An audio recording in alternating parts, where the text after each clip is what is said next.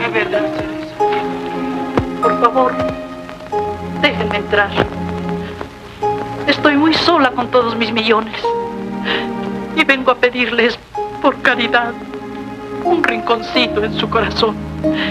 Ustedes que son valientes y que pueden soportar todas sus desgracias porque están unidos.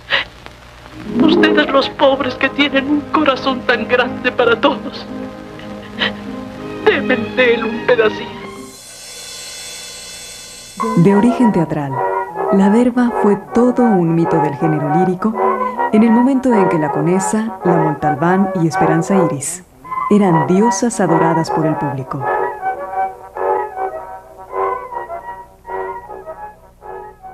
Herminia Pérez de León nació en la Ciudad de México en 1893. Su madre, una mujer culta y aficionada a la lectura, la música y la escritura, fomentó en Mimí desde pequeña la educación artística, ya que su gusto por cantar zarzuelas muestra que a la familia le gustaba el género chico. Toma, yo tengo un menino de cola muy larga, de pelo muy fino. Si le paso la mano, sale todo el público. Desde 1905 se pone de moda el cinematógrafo en México, convirtiéndose en el entretenimiento preferido de Mimí, que a diferencia de otras chicas de su edad, mostraba un carácter retraído.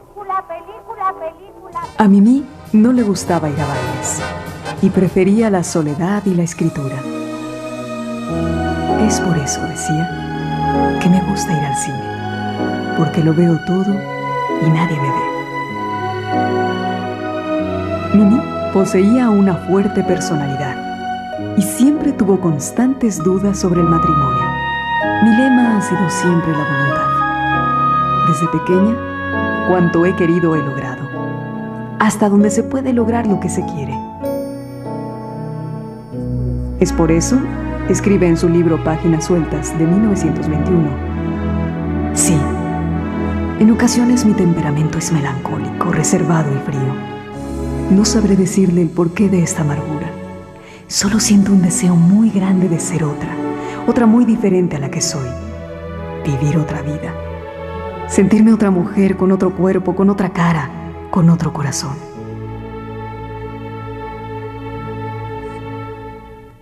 Era un ser misterioso. Yo siento que realmente no tenía mucha comunicación con los demás, pero a pesar de eso, era un ser muy grato y, como te digo, muy respetada y querida. Se perfila así la imagen de una muchacha a la que su entorno familiar y social le procuran una formación sobre la que se elevaron más tarde sus actividades profesionales, lo cual era extraño en una época en que la educación de las mujeres se orientaba básicamente hacia el ámbito doméstico. El apellido Derba se lo inspiró una marca de leche de magnesia llamada Herba. O le dijeron, ¿quieres una magnesia de herba o algo así? Y ella oyó de herba. Entonces dijo, me gusta. Oye, Mimi, ¿quieres magnesia de herba? Ay, pues mira, me gusta. Andaba a buscar, porque el Pérez de León era muy largo. Era Avendaño, pues no le gustaba mucho. Entonces andaba buscando un hombre y así se le quedó. Porfirio Díaz renuncia a la presidencia que detenta desde 1897 y se exilia del país. En 1910, en la ciudad de San Luis. Para 1911, el maderismo cundía por todo el país. El pueblo se lanza a las calles a celebrar el acontecimiento. La revolución de las damas la inició doña Virginia Fábregas, al entablar demanda de divorcio en enero de 1911. Pero señora... ¡Qué señora! ¡La zorra! ¿Por qué me miran así? ¿Quién se apega a reír? Yo los he admitido en mi casa para que den rienda suelta a su risa, pero también para echarlos. Eso es, para echarlos. Es así como se inicia una nueva etapa para la mujer. La anarquista Belén Zárraga, en pleno monumento a Juárez, negó la existencia de Dios. Las mujeres fundaron clubes políticos y organizaron manifestaciones callejeras para apoyar las demandas de los obreros y para luchar por el sufragio femenino.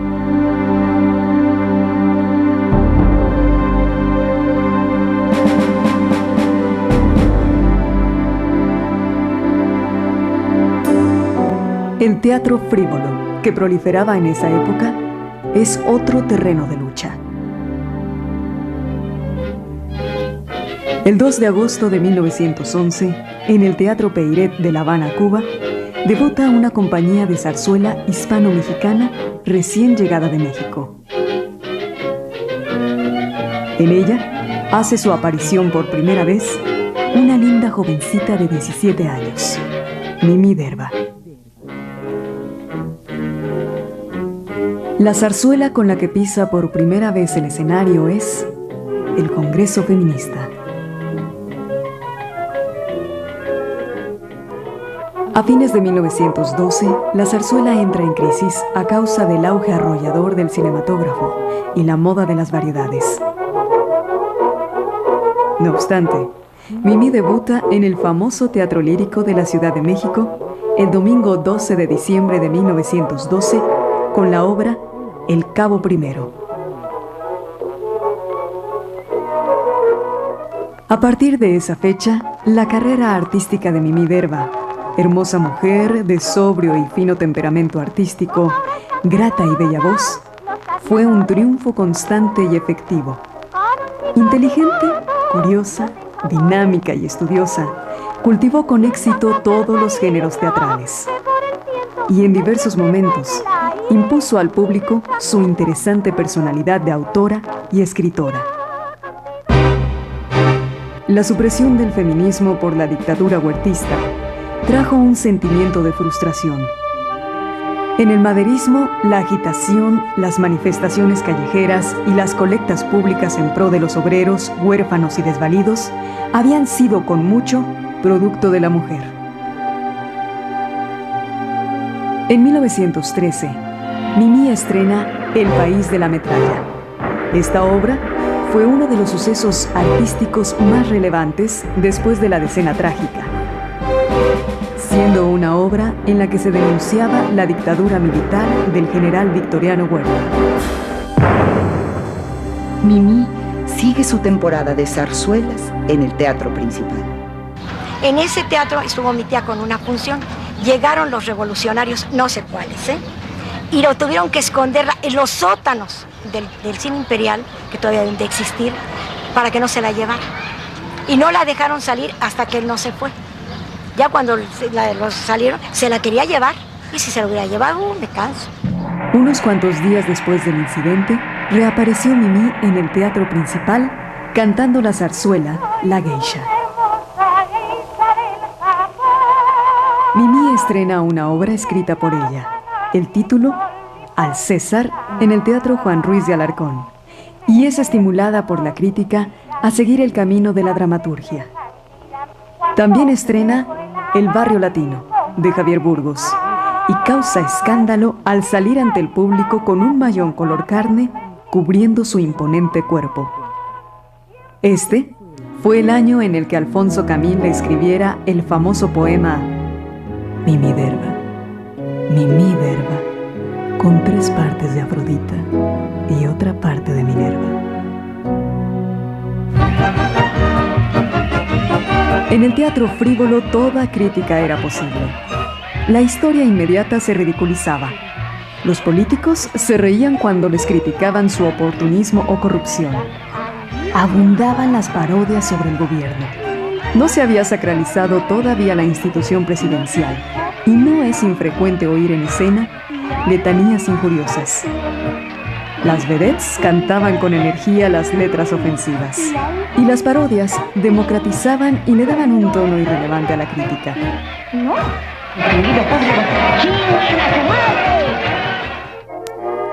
Mimi Derba permaneció en la Ciudad de México durante los años críticos de 1914 y 1915 sin interrumpir su actividad. Al contrario, trabajaba con frecuencia para divertir a la gente, con lo que ganó fama.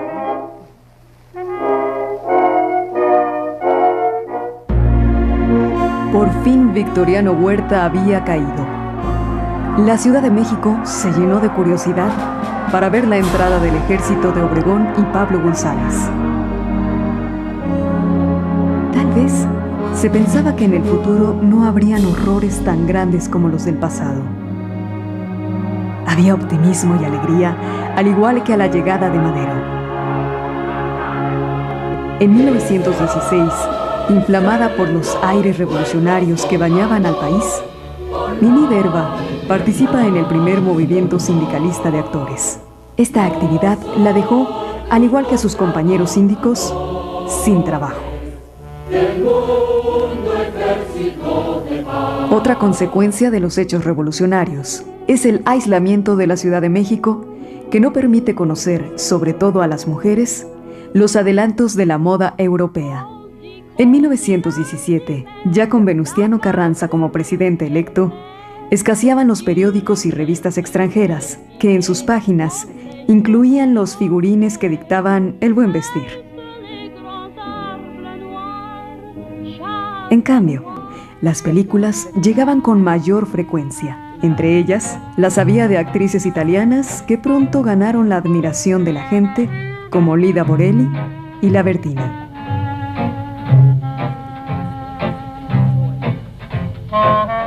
Mimi sentía la sugestión magnética de vivir una vida de actitudes rítmicas y gestos delicados.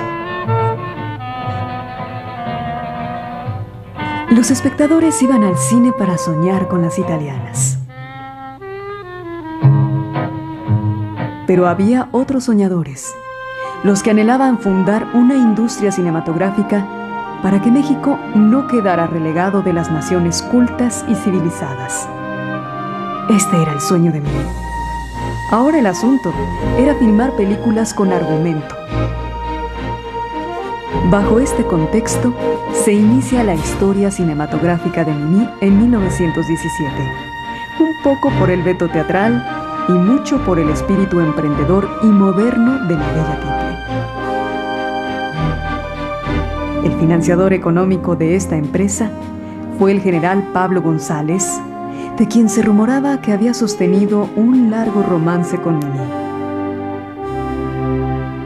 Junto con el fotógrafo Enrique Rosas, Mimi fundó la productora de películas Azteca Films.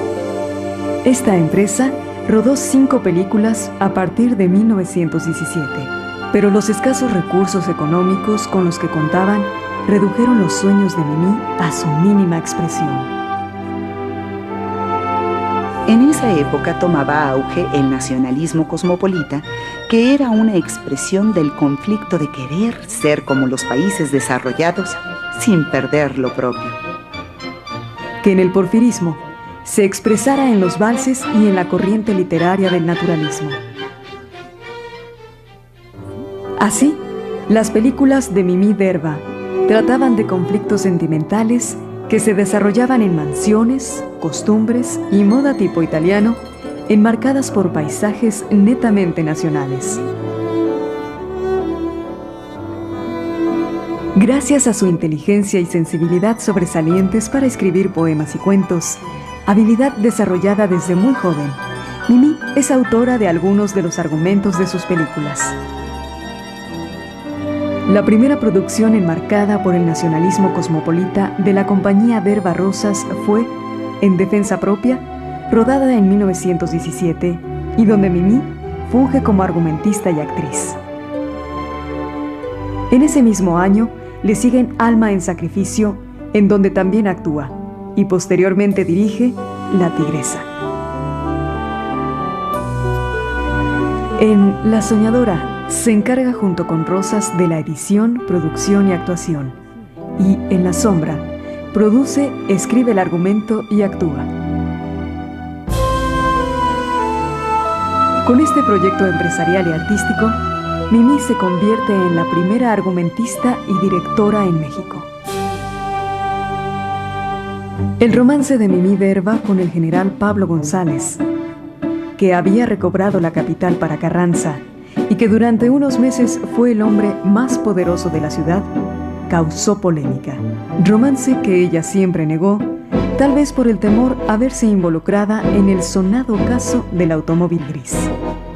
El general González fue sospechoso de ser el jefe de ese grupo de ladrones que hurtaba joyas y dinero. Incluso se rumoró que esas joyas fueron usadas en el teatro por la Conesa. Finalmente, se aclaró que el general Pablo González nada había tenido que ver con el asunto, que posteriormente fue tema de una película del periodo mudo de nuestro cine, misma que fue producida por el propio Pablo González y fotografiada por Enrique Rosas. También se aclaró que Mimí nunca había sido amante del general. Por esa época, aún las empresas serias como la Azteca Films carecían de una cadena de cines para explotar sus películas a nivel nacional, de tal manera que el dinero invertido en la producción no se recuperaba, sino que quedaba en manos de distribuidores y exhibidores si las películas tenían éxito. Mimí Derva y Enrique Rosas fueron a Nueva York a fines de 1917 para tratar de vender su producción, y sufrieron tal descalabro que regresaron a México de inmediato decepcionados. Disolvieron su compañía cinematográfica y Mimí se retiró de la producción de películas. En agosto de 1924, Mimí declaró que para ella, las causas principales del fracaso del cine en México eran la falta de dinero, de directores técnicos y de operadores. Pero le parecía que con la ayuda del Estado, esto podía resolverse. Y exhibió copia de un proyecto que preparaba hacía tiempo y que pensaba presentar al nuevo presidente Plutarco Elías Calles, a través de su ministro de Educación Pública, que ella esperaba fuera Alfonso Cravioto. Este proyecto contemplaba la construcción de un estudio nacional cinematográfico que se sumara a las dependencias culturales del Estado, como el Conservatorio Nacional de Música, la Academia de San Carlos y la Escuela de Artes y Oficios. El proyecto tal vez hubiera sido viable en un país donde el Estado no hubiera tenido otras prioridades económicas o políticas, pero en el México de aquellos tiempos era un sueño que no podía realizarse. En 1930, Mimí Derva se casa con Raúl de Alba, un militar que la había largamente asediado. El matrimonio no funciona y a los pocos meses Mimí se separa de su marido. Después él se perdió en la sierra. Se dice que lo andaban buscando porque se supone que había desertado del ejército. Se fue en un mandado y lo encontraron totalmente idiotizado. Se dice que una mujer con la que estaba viviendo le dio algo. ¿Para qué quieres un hombre idiota? Recorcho, pues, curarte.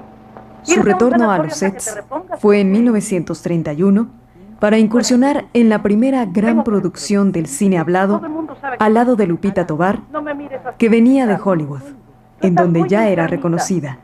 La cinta en cuestión es Santa. Bueno, ¿y qué quiere usted que haga? Después de tanto tiempo de conocernos, me apena decirte lo que vas a oír. Ya que vas a echar, ¿no? En la década de los 30, Mimí trabajó en varias películas. En 2 de ellas alternó con 2 grandes divas. Con Virginia Fábregas en 1937 en el film Abnegación. Y al año siguiente, con María Conesa en Refugiados en Madrid, dirigida por Alejandro Galindo. Deje que le cuente otro. Perdone usted, señora. Diga usted, sería indiscreto preguntarle dónde compró usted ese broche. Me gustaría tener uno igual. Lo compré en Shanghai. ¿En dónde? Shanghai. Ah, caray. Qué raro. Mi marido nunca ha estado en Shanghái y ese broche es mío. También trabajó por segunda y última vez con Lupita Tovar, quien reapareciera en el cine en la cinta María. Flores tan lindas. María recordó cuánto te gustaban y ella misma las puso. Muchas gracias, María. Son preciosas. Mañana traigo más. Las tendrás todos los días. Pues no te ha caído poco trabajo. Lo que se hace con amor, lo daña. La Derva participó también en las 2 producciones que en esa década se hicieron sobre Sor Juana Inés de la Cruz. También actuó en Martín Garatuza, dirigida por Gabriel Soria. Fueron injustamente quemadas vivas como herejes. Fue algo horrendo, Martín. Y como soy Por otra parte, aprovechó el apogeo de los años 30, escribiendo argumentos para radionovelas. He aquí los capítulos en la vida de un hombre. A punto de cumplir 45 años, Mimí decide retirarse del teatro. En su despedida en el Teatro de las Bellas Artes, el público le otorgó una conmovedora ovación.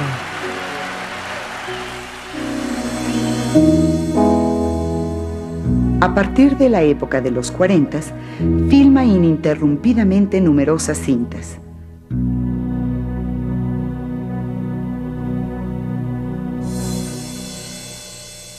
Como El Baisano Jalí, Pues sí, él dice que va dirigida a por Joaquín pasearse, a Pardavé, distraerse. filmada en Hace tiempo que no 1942. es el mismo muchacho. A mí, francamente, me tiene preocupado. A nosotros nos pasa algo por el estilo con Marta. Ha cambiado mucho. Ya no tiene ese carácter tan alegre, tan divertido. Ah, los hijos. ¡Demonio! México de mis recuerdos, de Juan Bustillo Oro, de 1943-44. Magnánima, tía Gertrudis. Necesito 500 pesos. Ajá, 500 pesos, ¿eh? Sí, cuestión de vida o muerte. Ven a la velada de esta noche y entonces te los daré. Tía, Sobrino, esa es una trampa indigna de ti. al contrario, acredito mi perspicacia. Es lo mismo que si me pusieras una pistola al pecho, tía. Lo mismo, no. Es más efectivo. O vienes esta noche o no hay tu tía. Gertrudis, qué lenguaje y qué ademanes. Son para que este niño vea que yo también tengo recursos zarzueleros. ¿Es tu última palabra? La última y ya me conoces. En ese mismo año, participa en Flor Silvestre, en donde alterna con Dolores del Río, cinta dirigida por Emilio Fernández. Me iré lejos, con mi abuelito, donde José Luis no me encuentre nunca. Dios me ampare. Y dices que eres pobre. La pobre soy yo que me olvidé de que hay algo más que una posición social y el dinero. Ahora me explico por qué mi hijo te eligió. Esperanza. Hijita. Y Naná, de Celestino Gorostiza, en donde comparte créditos con Lupe Vélez. Señora, no he sido yo. No he sido yo. Se lo juro. Quería casarse conmigo.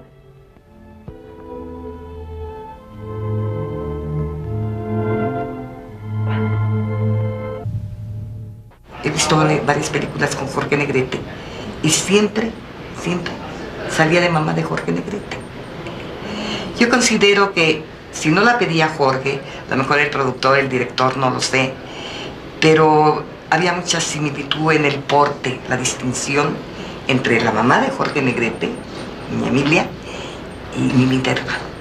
Era de ese tipo. Mírame, que trefe. O vas y te conquistas a esa muchacha por encima de todo y de todos, o no eres mi hijo, ¿me oyes?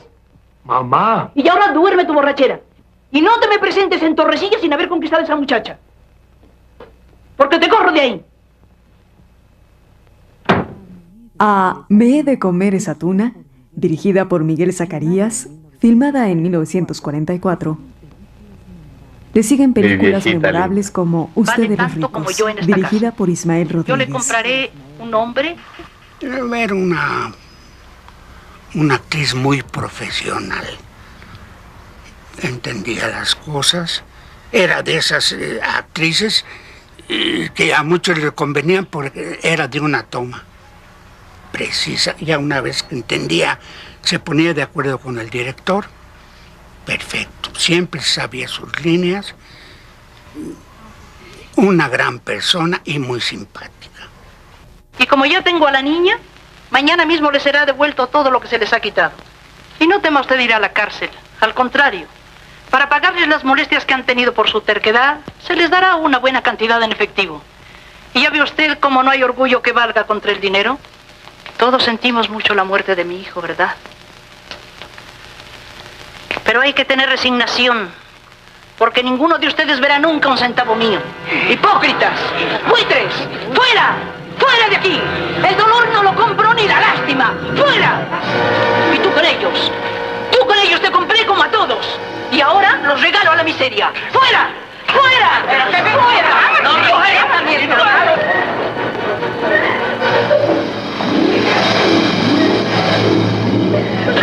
¡Como buitres!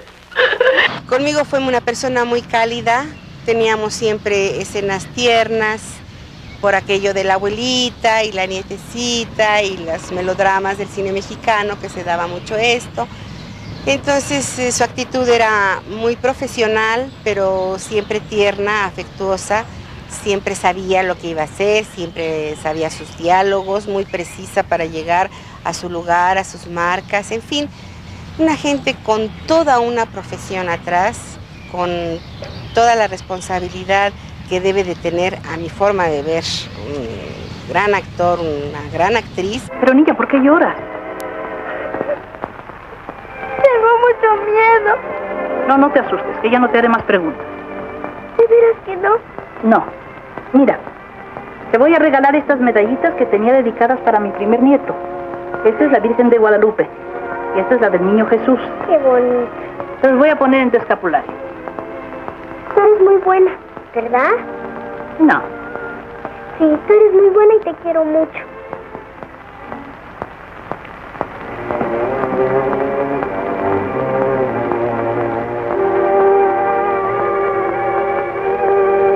Y una vez más, la dirige Emilio Fernández en Salón México.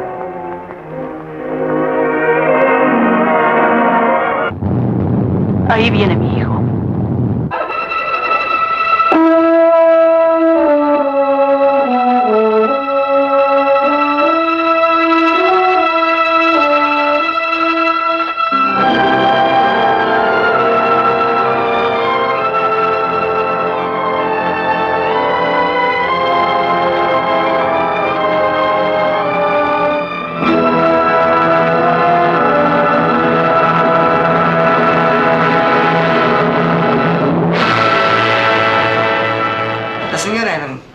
Llegaba y imponía. A mí me causó mucho respeto, mucha admiración y sentía yo un poquito de nervios trabajar al lado de ella, porque decía yo, no vaya a echar a perder yo la escena. Y a pesar de todo, Jorge me sigue queriendo. Y Pedro a mí. No cabe duda que nos persigue el tragedia. Con razón anda loco todo el mundo. Sobre todo este pobre árabe. Yo ya no soy árabe, soy asiático. Déjese de chistes. Estaba considerada como una figura de cuadro, como nos consideran ahora a todos nosotros, como los pilares realmente. Entonces sí, trabajaba ya bastante, mucho trabajaba. Y se le quería mucho y se le respetaba mucho. Este retorno a los sets no volvería a tener grandes interrupciones. Solo la causada por su muerte en 1953, provocada por una caída después de la filmación de Casa de Muñecas, en donde actuó con Marga López, Ernesto Alonso y María Douglas. Dime, Nora, a veces te parezco muy dura, ¿verdad? Francamente sí. ¿Y sabes por qué? Porque yo he sido muy feliz así, con mi rigidez y mis principios, y quiero que tú también lo seas. Quizás haya una felicidad diferente para cada uno. No, la felicidad es la misma para todos. La sirvienta tiró una botella de aceite y no lo limpió bien. Entró mi tía, pisó, se patinó y se rompió el fémur del lado derecho, la cabeza del fémur. La operaron en Actores, que estaba en Tonala y Insurgentes, era un edificio alto, no sé si existirá todavía. Ahí estaba Actores, entonces la clínica. La operaron, salió muy bien de la operación. Pero ya que iba a salir del hospital le dio flebitis. Y un doctor, que para nosotros es de muy ingrata memoria, mandó que le dio flebitis por la postura de la pierna y del hueso. Y mandó que le dieran masaje eléctrico. Yo quisiera que si hay algún doctor me dijera, si una flebitis con un coágulo aquí, le dan masaje eléctrico en la pierna. A las 2 horas estaba mi tía muerta y ya iba a salir. Con 62 películas en su hacer cinematográfico, Mimi Derba fue enterrada con grandes muestras de duelo por muy pocos integrantes de la comunidad artística. Entre ellos se encontraban Fernando Soler y su vieja amiga María Conesa, la gatita blanca. ¿Qué podemos decir de Mimi? Que era una mujer encantadora, que era una persona fuerte, de carácter, y que era una bella dama. Como actriz, una de las mejores actrices que hemos tenido en México. Mimi Derba, la actriz que vimos interpretar tantas veces en el cine nacional el papel de madre y abuela aristocrática e inflexible, fue en los inicios del cine mudo de nuestro país una de las primeras divas. Así como la primera productora, guionista y directora de nuestro naciente cine nacional. Una mujer de gran temple y carácter, sin dejar de ser por ello exquisitamente femenina.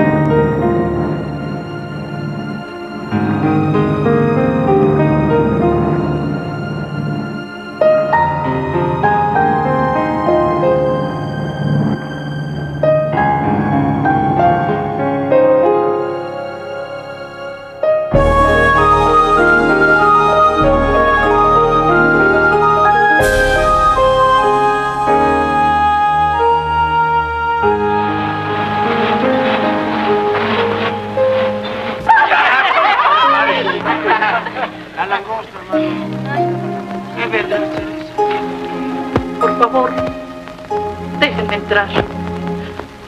Estoy muy sola con todos mis millones. Y vengo a pedirles, por caridad, un rinconcito en su corazón. Ustedes que son valientes y que pueden soportar todas sus desgracias porque están unidos Ustedes los pobres que tienen un corazón tan grande para todos, denme de él un pedacito.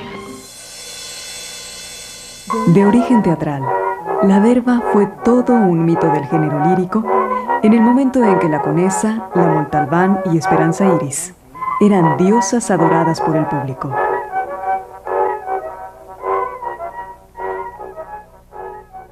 Herminia Pérez de León nació en la Ciudad de México en 1893. Su madre, una mujer culta y aficionada a la lectura, la música y la escritura, fomentó en Mimí desde pequeña la educación artística, ya que su gusto por cantar zarzuelas muestra que a la familia le gustaba el género chico. Ay, toma, yo tengo un menino de cola muy larga, de pelo muy fino. Si le paso la mano, sale todo el público. Desde 1905 se pone de moda el cinematógrafo en México, convirtiéndose en el entretenimiento preferido de Mimí, que a diferencia de otras chicas de su edad, mostraba un carácter retraído. A Mimí no le gustaba ir a bailes y prefería la soledad y la escritura. Es por eso, decía, que me gusta ir al cine, porque lo veo todo y nadie me ve. Mimí poseía una fuerte personalidad y siempre tuvo constantes dudas sobre el matrimonio. Mi lema ha sido siempre la voluntad. Desde pequeña, cuanto he querido he logrado, hasta donde se puede lograr lo que se quiere. Es por eso, escribe en su libro Páginas Sueltas de 1921, sí, en ocasiones mi temperamento es melancólico, reservado y frío. No sabré decirle el porqué de esta amargura. Solo siento un deseo muy grande de ser otra muy diferente a la que soy. Vivir otra vida. Sentirme otra mujer con otro cuerpo, con otra cara, con otro corazón.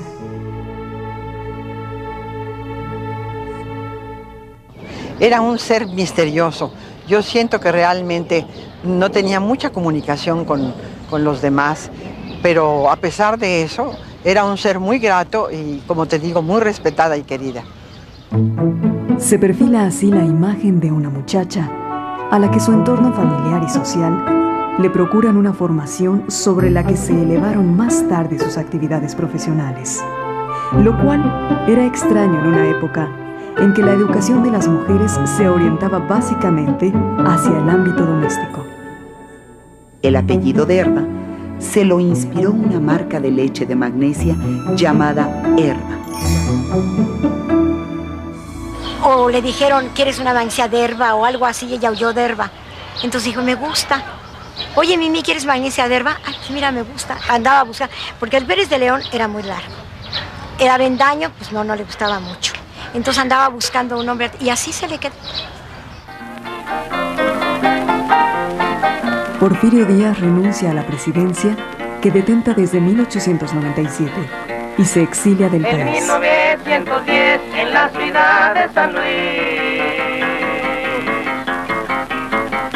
Para 1911, el maderismo cundía por todo el país.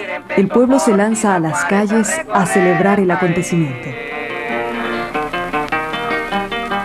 La revolución de las damas la inició doña Virginia Fábregas, al entablar demanda de divorcio en enero de 1911. Pero señora... ¡Qué señora! ¡La zorra! ¿Por qué me miran así? ¿Quién se atreve a reír?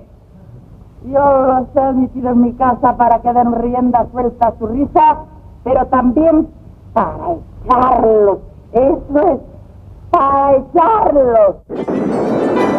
Es así como se inicia una nueva etapa para la mujer. La anarquista Belén Zárraga, en pleno monumento a Juárez, negó la existencia de Dios. Las mujeres fundaron clubes políticos y organizaron manifestaciones callejeras para apoyar las demandas de los obreros y para luchar por el sufragio femenino.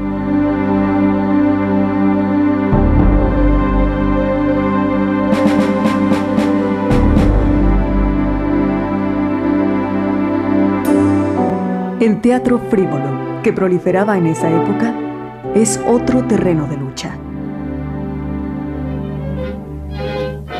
El 2 de agosto de 1911, en el Teatro Peiret de La Habana, Cuba, debuta una compañía de zarzuela hispano-mexicana recién llegada de México. En ella hace su aparición por primera vez una linda jovencita de 17 años, Mimi Derba. La zarzuela con la que pisa por primera vez el escenario es el Congreso Feminista. A fines de 1912, la zarzuela entra en crisis a causa del auge arrollador del cinematógrafo y la moda de las variedades. No obstante, Mimi debuta en el famoso Teatro Lírico de la Ciudad de México el domingo 12 de diciembre de 1912 con la obra El Cabo Primero. A partir de esa fecha, la carrera artística de Mimi Derba, hermosa mujer de sobrio y fino temperamento artístico, grata y bella voz, fue un triunfo constante y efectivo. Inteligente, curiosa, dinámica y estudiosa, cultivó con éxito todos los géneros teatrales. Y en diversos momentos, impuso al público su interesante personalidad de autora y escritora. La supresión del feminismo por la dictadura huertista trajo un sentimiento de frustración. En el maderismo, la agitación, las manifestaciones callejeras y las colectas públicas en pro de los obreros, huérfanos y desvalidos habían sido con mucho producto de la mujer. En 1913, Mimi estrena El País de la Metralla. Esta obra fue uno de los sucesos artísticos más relevantes después de la Decena Trágica, siendo una obra en la que se denunciaba la dictadura militar del general Victoriano Huerta. Mimi sigue su temporada de zarzuelas en el Teatro Principal. En ese teatro estuvo mi tía con una función. Llegaron los revolucionarios, no sé cuáles, y lo tuvieron que esconder en los sótanos del cine imperial, que todavía deben de existir, para que no se la llevara. Y no la dejaron salir hasta que él no se fue. Ya cuando los salieron, se la quería llevar. Y si se la hubiera llevado, me canso. Unos cuantos días después del incidente, reapareció Mimi en el Teatro Principal cantando la zarzuela La Geisha. Mimi estrena una obra escrita por ella. El título, Al César, en el Teatro Juan Ruiz de Alarcón, y es estimulada por la crítica a seguir el camino de la dramaturgia. También estrena El Barrio Latino, de Javier Burgos, y causa escándalo al salir ante el público con un mayón color carne cubriendo su imponente cuerpo. Este fue el año en el que Alfonso Camín le escribiera el famoso poema Mimi Derba, con 3 partes de Afrodita y otra parte de Minerva. En el teatro frívolo toda crítica era posible. La historia inmediata se ridiculizaba. Los políticos se reían cuando les criticaban su oportunismo o corrupción. Abundaban las parodias sobre el gobierno. No se había sacralizado todavía la institución presidencial y no es infrecuente oír en escena letanías injuriosas. Las vedettes cantaban con energía las letras ofensivas y las parodias democratizaban y le daban un tono irrelevante a la crítica. No.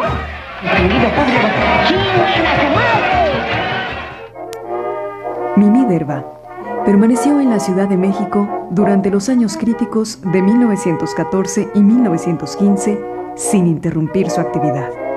Al contrario, trabajaba con frecuencia para divertir a la gente, con lo que ganó fama.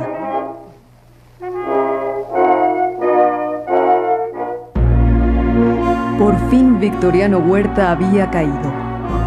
La Ciudad de México se llenó de curiosidad para ver la entrada del ejército de Obregón y Pablo González.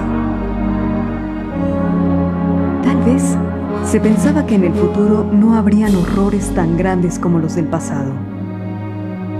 Había optimismo y alegría, al igual que a la llegada de Madero.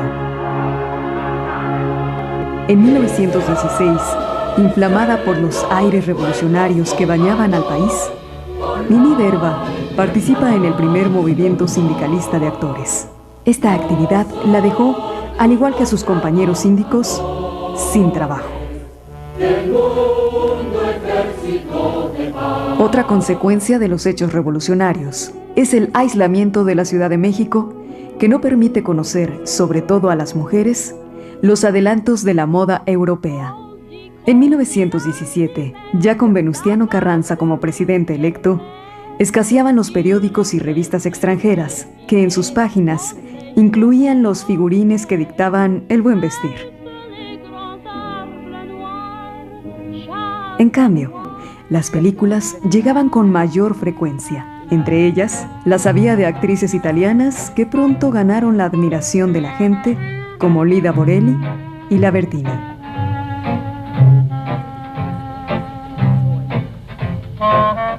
Mimi sentía la sugestión magnética de vivir una vida de actitudes rítmicas y gestos delicados. Los espectadores iban al cine para soñar con las italianas. Pero había otros soñadores, los que anhelaban fundar una industria cinematográfica para que México no quedara relegado de las naciones cultas y civilizadas. Este era el sueño de Mimi. Ahora el asunto era filmar películas con argumento. Bajo este contexto, se inicia la historia cinematográfica de Mimi en 1917, un poco por el veto teatral y mucho por el espíritu emprendedor y moderno de la bella Tiple. El financiador económico de esta empresa fue el general Pablo González, de quien se rumoraba que había sostenido un largo romance con Mimi. Junto con el fotógrafo Enrique Rosas, Mimi fundó la productora de películas Azteca Films. Esta empresa rodó 5 películas a partir de 1917, pero los escasos recursos económicos con los que contaban redujeron los sueños de Mimi a su mínima expresión. En esa época tomaba auge el nacionalismo cosmopolita, que era una expresión del conflicto de querer ser como los países desarrollados sin perder lo propio. Que en el porfirismo se expresara en los valses y en la corriente literaria del naturalismo. Así, las películas de Mimi Derba trataban de conflictos sentimentales que se desarrollaban en mansiones, costumbres y moda tipo italiano, enmarcadas por paisajes netamente nacionales.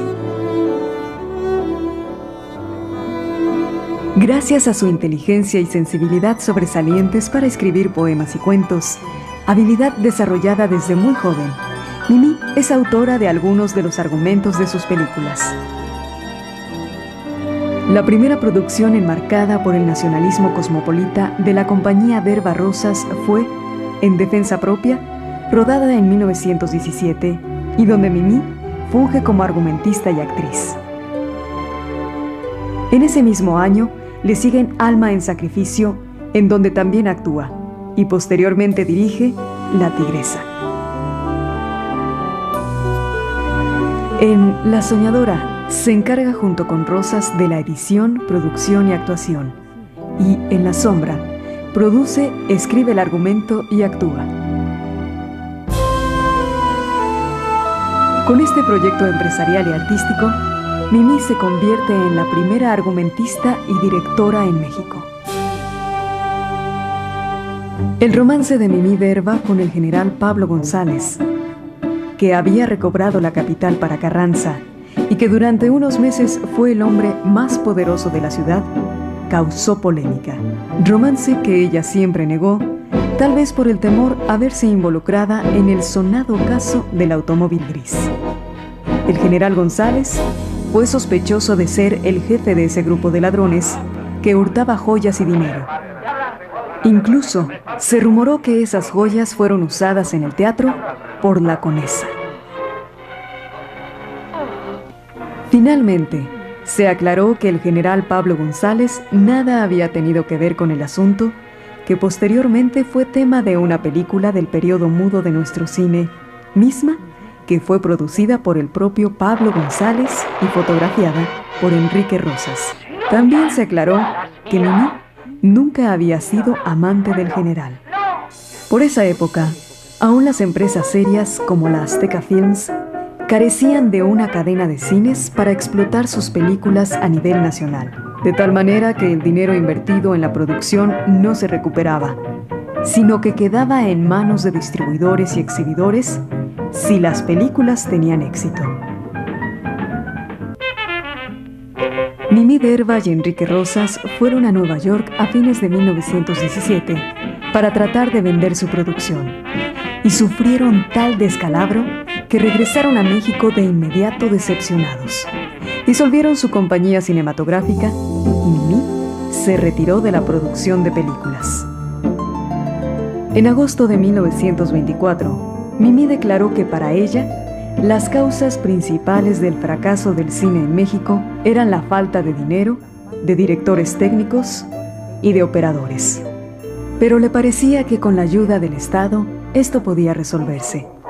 Y exhibió copia de un proyecto que preparaba hacía tiempo y que pensaba presentar al nuevo presidente Plutarco Elías Calles, a través de su ministro de Educación Pública, que ella esperaba fuera Alfonso Cravioto.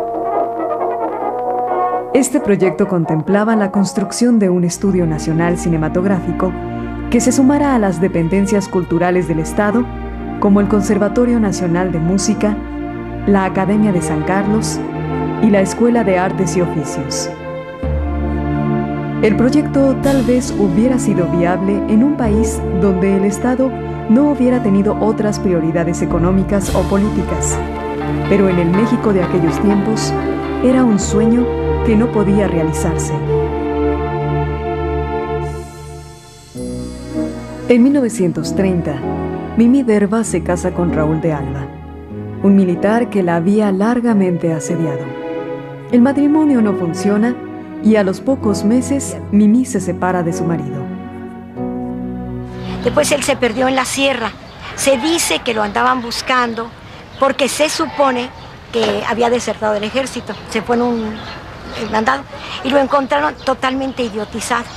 Se dice que una mujer con la que estaba viviendo le dio algo. ¿Para qué quieres un hombre idiota? Recorcho, pues, curarte. Su retorno a los sets fue en 1931 para incursionar en la primera gran producción del cine hablado al lado de Lupita Tovar, que venía de Hollywood, en donde ya era reconocida.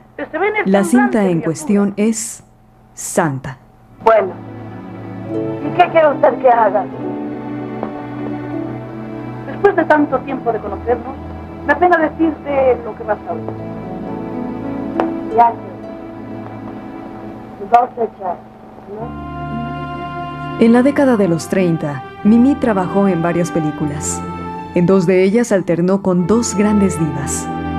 Con Virginia Fábregas en 1937 en el film Abnegación. Y al año siguiente, con María Conesa en Refugiados en Madrid, dirigida por Alejandro Galindo. Deje que le cuente otro.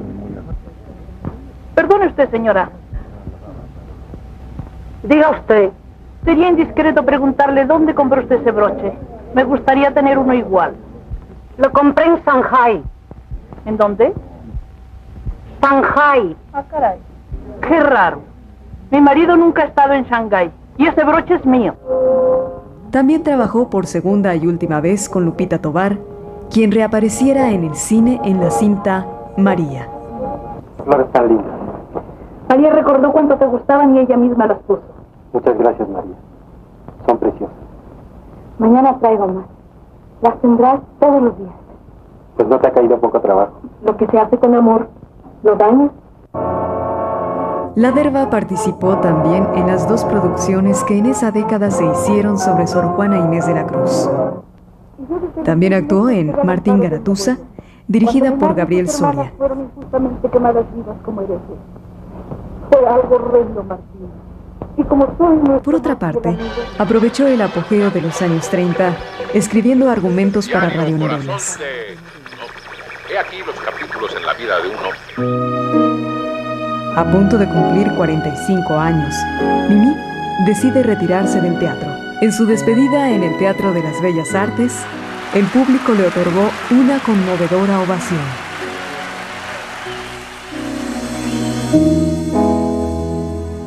A partir de la época de los 40, filma ininterrumpidamente numerosas cintas.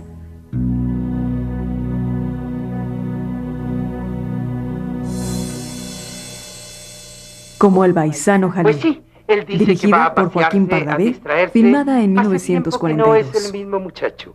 A mí, francamente, me tiene preocupado. A nosotros nos pasa algo por el estilo con Marta. Ha cambiado mucho. Ya no tiene ese carácter tan alegre, tan divertido. Ah, los hijos. ¡Demonio! México de mis recuerdos, de Juan Bustillo Oro, de 1943-44. Magnánima, tía Gertrudis. Necesito 500 pesos. Ajá, 500 pesos, ¿eh? Sí, cuestión de vida o muerte.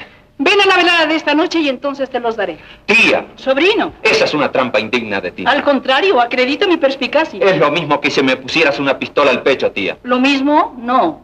Es más efectivo. O vienes esta noche o no hay tu tía. Gertrudis, qué lenguaje y qué ademanes. Son para que este niño vea que yo también tengo recursos zarzueleros. ¿Es tu última palabra? La última y ya me conoces. En ese mismo año, participa en Flor Silvestre, en donde alterna con Dolores del Río, cinta dirigida por Emilio Fernández. Me iré lejos, con mi abuelito, donde José Luis no me encuentre nunca. Dios me ampare. Y dices que eres pobre. La pobre soy yo que me olvidé de que hay algo más que una posición social y el dinero. Ahora me explico por qué mi hijo te eligió. Esperanza. Hijita. Y Naná, de Celestino Gorostiza, en donde comparte créditos con Lupe Vélez. Señora, no he sido yo. No he sido yo. Se lo juro. Quería casarse conmigo.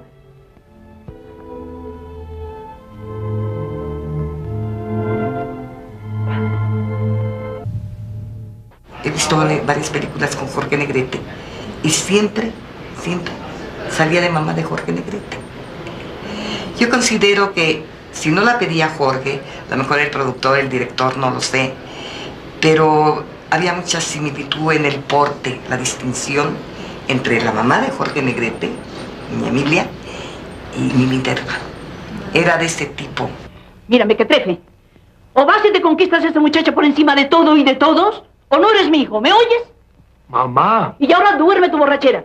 Y no te me presentes en Torrecilla sin haber conquistado a esa muchacha. Porque te corro de ahí. A Me he de comer esa tuna, dirigida por Miguel Zacarías, filmada en 1944. Le siguen películas memorables como Ustedes los ricos, dirigida por Ismael Rodríguez. Yo le compraré un hombre. Era una actriz muy profesional.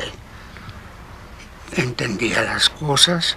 Era de esas actrices que a muchos les convenían porque era de una toma precisa. Ya una vez que entendía, se ponía de acuerdo con el director.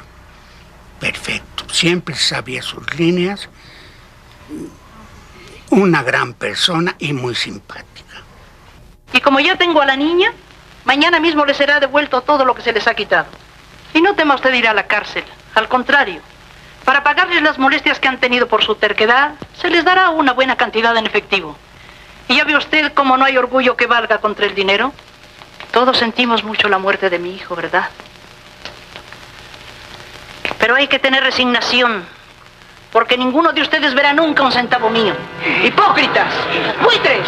¡Fuera! ¡Fuera de aquí! El dolor no lo compro ni la lástima. ¡Fuera! Y tú con ellos. Tú con ellos te compré como a todos. Y ahora los regalo a la miseria. ¡Fuera! ¡Fuera! ¡Fuera! ¡No, fuera también!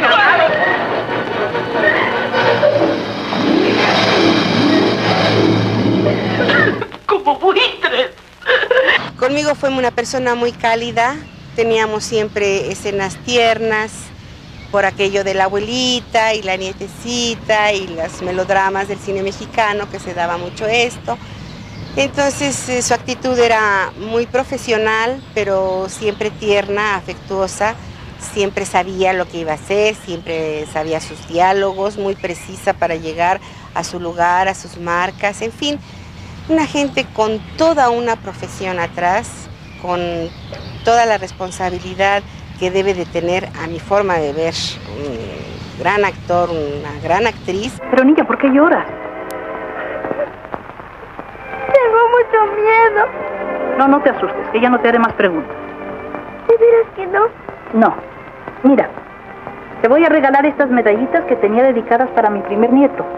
Esta es la Virgen de Guadalupe y esta es la del Niño Jesús. Qué bonito. Te los voy a poner en tu escapulario. Tú eres muy buena, ¿verdad? No.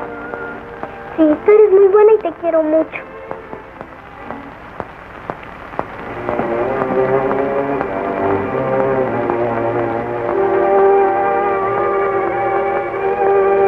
Y una vez más, la dirige Emilio Fernández en Salón México.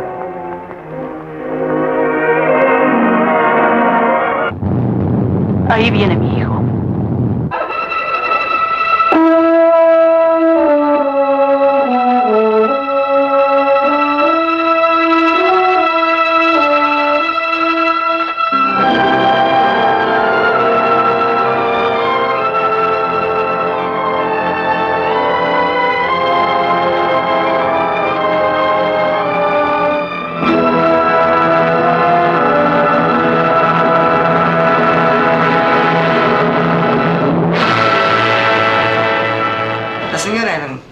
Llegaba y imponía.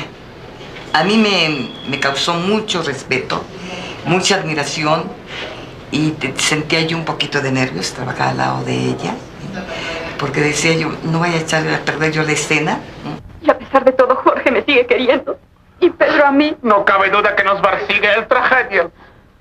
Con razón anda loco todo el mundo. Sobre todo este pobre árabe. Yo ya no soy árabe, soy asiático. Déjese de chistes. Estaba considerada como una figura de cuadro, como nos consideran ahora a todos nosotros, como los pilares realmente. Entonces sí, trabajaba ya bastante, mucho trabajaba. Y se le quería mucho y se le respetaba mucho. Este retorno a los sets no volvería a tener grandes interrupciones. Solo la causada por su muerte en 1953, provocada por una caída después de la filmación de Casa de Muñecas, en donde actuó con Marga López, Ernesto Alonso y María Douglas. Dime, Nora, a veces te parezco muy dura, ¿verdad? Francamente sí. ¿Y sabes por qué?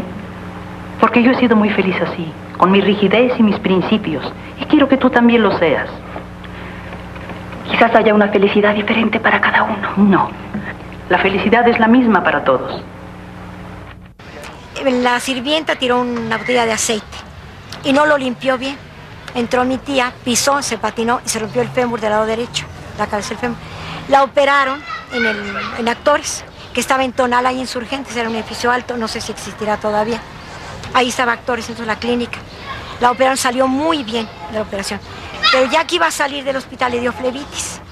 Y un doctor, que para nosotros es de muy ingrata memoria, mandó, le dio flebitis por la postura de la pierna y del hueso, y mandó que le dieran masaje eléctrico.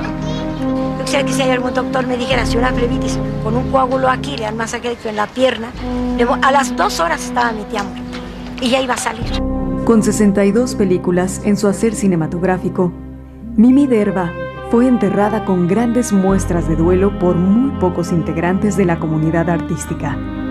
Entre ellos se encontraban Fernando Soler y su vieja amiga María Conesa, la gatita blanca. ¿Qué podemos decir de Mimi? Que era una mujer encantadora, que era una persona fuerte de carácter y que era una bella dama. Como actriz, una de las mejores actrices que hemos tenido en México. Mimi Derba, la actriz que vimos interpretar tantas veces en el cine nacional El papel de madre y abuela aristocrática e inflexible fue en los inicios del cine mudo de nuestro país una de las primeras divas. Así como la primera productora, guionista y directora de nuestro naciente cine nacional. Una mujer de gran temple y carácter, sin dejar de ser por ello exquisitamente femenina.